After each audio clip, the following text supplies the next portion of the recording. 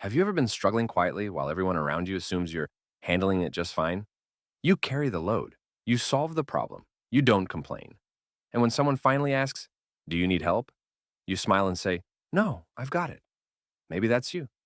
Maybe asking for help feels more uncomfortable than doing everything the hard way.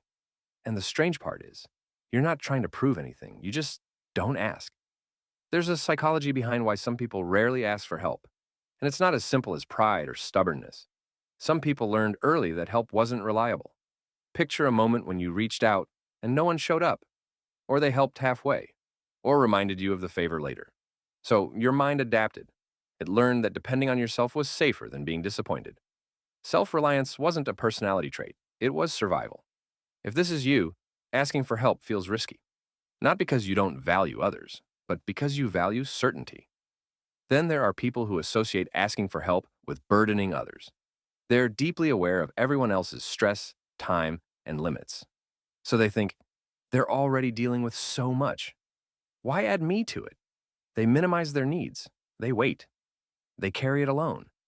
This isn't independence. It's empathy taken too far. Another profile is the quietly competent one, the person everyone depends on, the one who figures things out. Over time, this creates a subtle trap.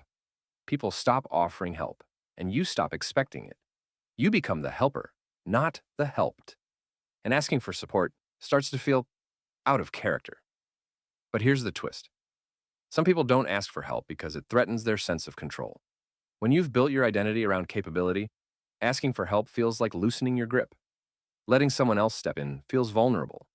So you handle it yourself, not because you must, but because control feels calming. And finally, there are people who don't ask for help because they don't recognize when they need it. They've normalized struggle. They've adapted to stress so well it feels ordinary. Being overwhelmed becomes baseline, and asking for help doesn't even cross their mind. But avoiding help doesn't mean you don't deserve it. It means your mind learned a certain way of staying safe. The real question is, what did asking for help once cost you? Which of these felt familiar? The self-reliant survivor? The empathetic overcarrier? The capable anchor?